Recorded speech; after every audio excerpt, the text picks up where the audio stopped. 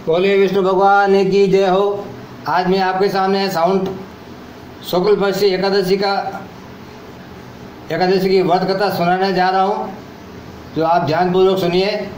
इस युधिष्ठिर कहने लगे, हे मधुसूदन, श्रावण शुक्ल एकादशी का क्या नाम है, व्रत करने की विधि तथा इसका महत्व कृपा करके कहिए। श्री कृष्ण जी बोले, हे राजन, इस एकादशी का नाम पुत्रदा है और अब आप शांतिपूर्वक इसकी कथा सुनिए। द्रौपदी युग के आरंभ में महेश्मती नाम की एक नगरी थी, जिसमें मयजीत नाम का राजा राज्य करता था, परंतु पुत्रहीन होने के कारण राजा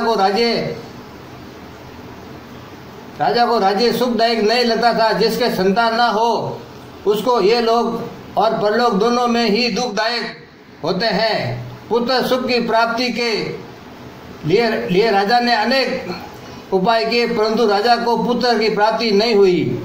और वृद्धावस्था आती हुई देखकर राजा अपनी प्रजा के प्रतिनिधियों को बुलाकर कहने लगा कि हे प्रियजनों, मैंने इस जन्म में तो कोई पाप नहीं किया है। मेरे खजाने में अन्याय से उपार्जन किया हुआ धन नहीं है, न मैंने कभी देवताओं तथा ब्राह्मणों का धन छीना।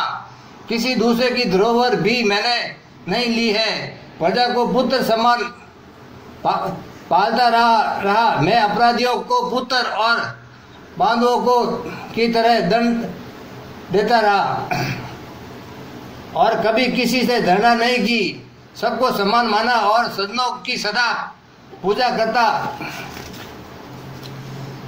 करता रहा हूँ। ईश्वर का धर्मयुक्त राज्य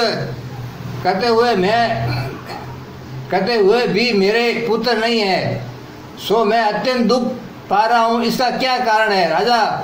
राजा महीजीत की इस बात को विचारने के लिए मंत्रीगण तथा प्रजा के प्रतिनिधि वन को गए और बड़े बड़े ऋषियों और मुनियों के दर्शन करते हुए राजा के हित की उत्तम कामना की और पूर्ति के लिए किसी श्रेष्ठ तपस्वी मुनि को देखते फिरते रहे। एक आश्रम में उन्होंने एक अत्यंत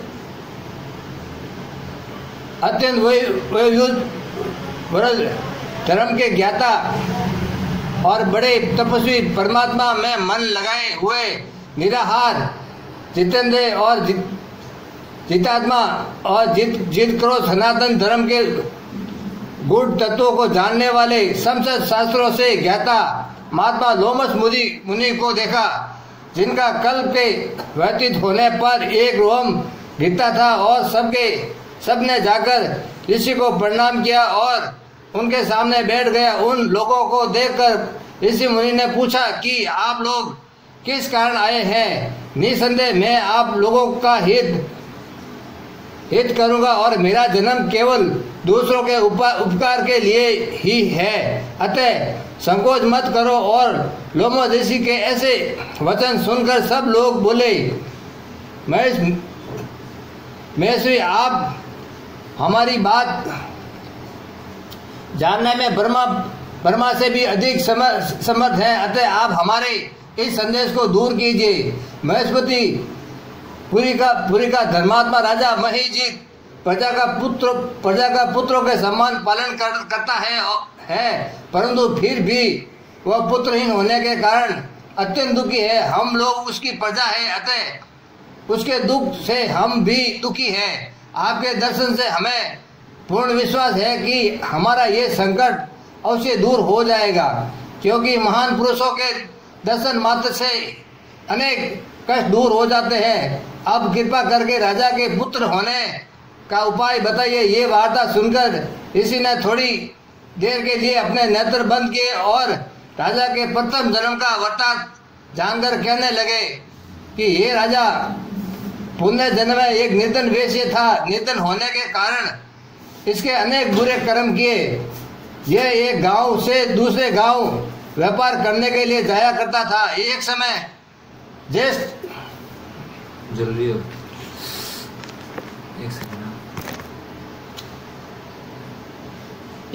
ज्येष्ठ मास के शुक्ल पक्ष की द्वादशी के दिन मध्या काल के समय, जबकि वह 2 दिन का भूखा प्यासा था, एक जलाशय पर जल पीने गया। उस स्थान पर एक तत्काल की बेई हुई प्यासी गो जल पी रही थी। राजा ने उस प्यासी गो को जल पीते हुए हटा दिया और सवेरे जल पीने लगा। इसलिए राजा को यह दुख सहना पड़ा। एकादशी के दिन भूखा रहने वह राजा हुआ और प्यासी गो को जल पीते हुए हटाने से पुत्र के वियोग का दुख भोग रहा है।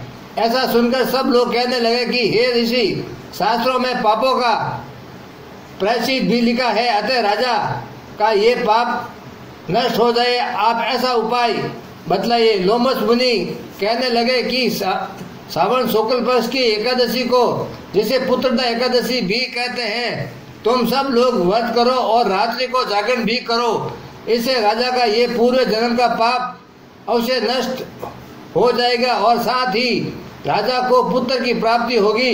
लोमस ऋषि के ऐसे वचन सुनकर मंत्रियों सहित सारी प्रजा नगर को वापस लौट आई और जब श्रावण शुक्ल एकादशी आई तो लोमस ऋषि की आज्ञा अनुसार राजा सहित सबने पुत्रदा एकादशी का व्रत और जागरण किया। इसके पश्चात द्वादशी के दिन इसके पुण्य का फल राजा को दिया गया और उस पुण्य के प्रभाव से रानी ने गर्भ धारण किया और परशु काल समाप्त होने पर उसके एक बड़ा तेजस्वी पुत्र उत्पन्न हुआ। इसलिए हे राजन, इस श्रावण शुक्ल एकादशी का नाम पुत्रदा एकादशी पड़ा। अतः संतान के सुख की इच्छा रखने वाले इस व्रत को अवश्य करें। इसके महात्म्य को सुनने से मनुष्य सब पापों से मुक्त हो जाता है और इस लोक में संतान सुख भोग कर परलोक में स्वर्ग को प्राप्त होता है। बोलिए विष्णु भगवान की जय हो, कृष्ण बलदेव की जय हो।